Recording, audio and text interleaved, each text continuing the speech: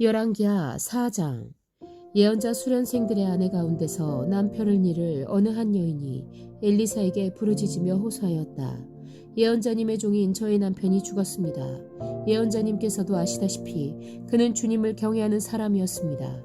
그런데 빚을 준 사람이 와서 저의 두 아들을 자기의 노예로 삼으려고 데려가려 합니다. 엘리사가 그 여인에게 말하였다. 내가 어떻게 하면 도움이 되겠는지 알려주시오. 집안에 무엇이 남아있소? 그 여인이 대답하였다. 집안에는 기름 한 병 말고는 아무것도 없습니다. 엘리사가 말하였다.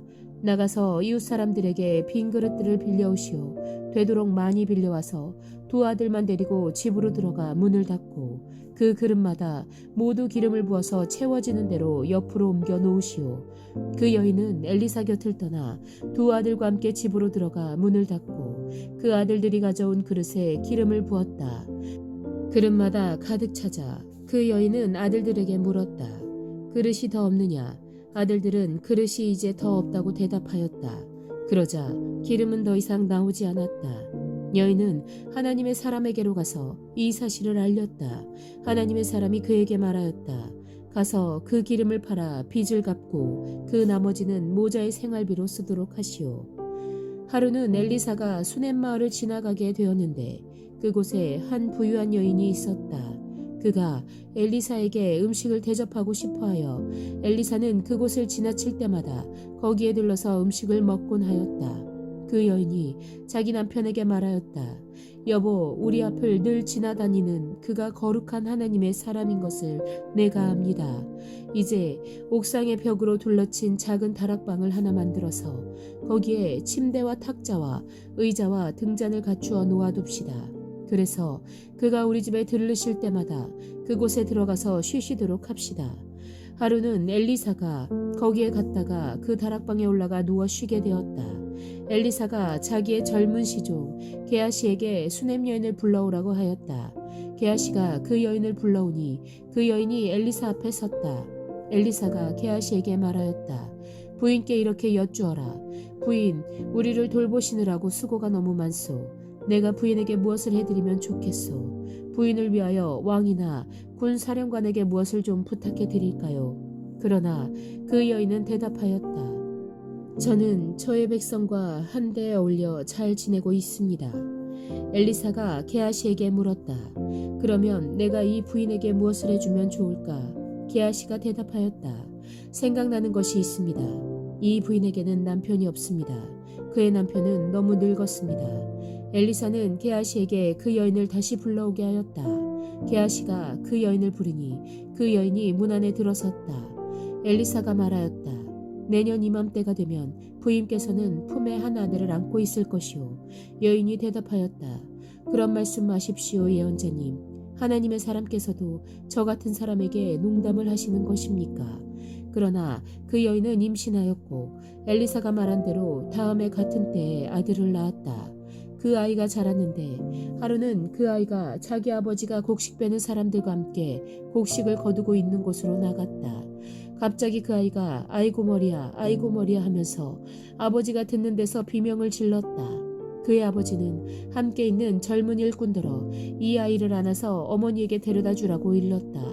그 일꾼은 그 아이를 안아서 그의 어머니에게로 데리고 갔다. 그 아이는 점심때까지 어머니의 무릎에 누워있다가 마침내 죽고 말았다. 그러자 그 여인은 옥상으로 올라가서 하나님의 사람이 눕던 침대 위에 그 아들을 눕히고 문을 닫고 나왔다. 그리고 그 여인은 남편을 불러서 이렇게 말하였다. 일꾼 한 사람과 암나귀 한 마리를 나에게 보내주십시오. 내가 얼른 하나님의 사람에게 다녀오겠습니다. 남편이 말하였다. 왜 하필 오늘 그에게 가려고 하오? 오늘은 초하루도 아니고 안식일도 아니지 않소. 그러나 그의 아내는 걱정하지 말라고 대답하며 나귀의 안장을 지우고 일꾼에게 말하였다. 내가 말하기 전까지는 늦추지 말고 힘껏 달려가자. 이 여인은 곧 갈멜산에 있는 하나님의 사람에게 이르렀다. 때마침 하나님의 사람이 멀리서 그 여인을 보고 그의 시종 게하시에게 말하였다. 저기 수넴 여인이 오고 있구나. 달려가서 맞아라. 부인께 인사를 하고 바깥 어른께서도 별거 없으신지 그리고 아이도 건강한지 물어보아라. 게하시가 달려가서 문안하자 그 여인은 모두 별거 없다고 대답하였다. 그런 다음에 곧 그 여인은 산에 있는 하나님의 사람에게로 가서 그의 발을 꼭 껴안았다. 게하시가 그 여인을 떼어놓으려고 다가갔으나 하나님의 사람이 말리면서 말하였다. 그대로 두어라. 부인의 마음속에 무엇인가 쓰라린 괴로움이 있는 것 같구나. 주님께서는 그가 겪은 고통을 나에게는 감추시고 알려주지 않으셨다. 여인이 엘리사에게 말하였다. 예언자님, 제가 언제 아들을 달라고 하였습니까? 저는 오히려 저 같은 사람에게 농담을 하지 마시라고 말씀드리지 않았습니까? 엘리사가 게하시에게 말하였다. 허리를 단단히 묶고 내 지팡이를 들고 가거라. 길을 가다가 어떤 사람을 만나도 인사를 해서는 안 된다. 인사를 받더라도 그에게 대꾸를 해서는 안 된다. 그리고 가거라. 내 지팡이를 그 아이의 얼굴 위에 놓아라.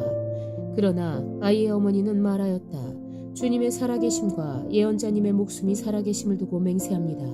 저는 어떤 일이 있어도 예언자님을 떠나지 않겠습니다. 엘리사는 하는 수 없이 일어나서 그 부인을 따라 나섰다. 게하시가 그들보다 먼저 가서 그 아이의 얼굴에 지팡이를 올려놓아 보았으나 아무런 소리도 없었고 아무런 기척도 없었다. 게하시가 엘리사를 맞으려고 되돌아와서 그에게 말하였다. 아이가 깨어나지 않습니다. 엘리사가 집 안에 들어가서 보니 그 아이는 죽어 있었고 그 죽은 아이는 엘리사가 눕던 침대 위에 뉘어 있었다. 엘리사는 방 안으로 들어가서 문을 닫았다. 방 안에는 엘리사와 그 죽은 아이 둘뿐이었다. 엘리사는 주님께 기도를 드린 다음에 침대 위로 올라가서 그 아이 위에 몸을 포개 엎드렸다. 자기 입을 그 아이의 입 위에 두고 자기 눈을 그 아이의 눈 위에 두고 자기의 손을 그 아이의 손 위에 놓고 그 아이 위에 엎드리니 아이의 몸이 따뜻해지기 시작하는 것이 아닌가. 엘리사가 잠시 내려앉았다가 집안 이곳저곳을 한번 거닌 뒤에 다시 올라가서 그 아이의 몸 위에 몸을 포개 엎드리니 마침내 그 아이가 7번이나 재채기를 한 다음에 눈을 떴다. 엘리사가 게하시를 불러서 수넴 여인을 불러오게 하였다. 게하시가 그 여인을 불렀다. 그 여인이 들어오니 엘리사가 그 여인에게 아들을 데리고 가라고 하였다. 그 여인은 들어와서 예언자의 발에 얼굴을 대고 땅에 엎드려 큰절을 하고 아들을 데리고 나갔다. 엘리사가 길갈로 돌아왔다. 그곳은 엘리사가 예언자 수련생들을 데리고 사는 곳이었다. 마침 그때 그 땅에 흉년이 들었다.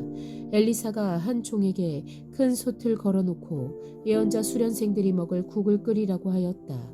한 사람이 나무를 캐려고 들에 나갔다가 들 포도 덩굴을 발견하고서 그 덩굴을 뜯어 옷에 가득 담아가지고 돌아왔다. 그것이 무엇인지도 잘 모르는 채로 국솥에 썰어 넣었다. 그들이 각자 국을 떠다 먹으려고 맛을 보다가 깜짝 놀라 하나님의 사람을 부르며 그 솥에 사람을 죽게 하는 독이 들어있다고 외쳤다.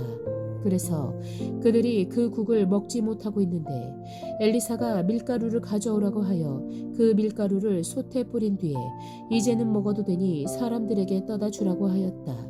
그러고 나니 정말로 솥 안에는 독이 전혀 없었다. 어떤 사람이 바알 살리사에서 왔다. 그런데 맨 먼저 거둔 보리로 만든 보리빵 20덩이와 자루에 가득 담은 햇곡식을 하나님의 사람에게 가지고 왔다. 엘리사가 그것을 사람들에게 주어서 먹게 하라고 하였더니 그의 시종은 100여 명이나 되는 사람들 앞에 그것을 어떻게 내놓겠느냐고 하였다. 그러나 엘리사가 말하였다. 사람들에게 주어서 먹게 하여라. 주님께서 말씀하시기를 먹고도 남을 것이라고 하였다. 그리하여 그것을 100명이나 되는 사람들 앞에 내놓으니 주님의 말씀처럼 사람들이 배불리 먹고도 남았다.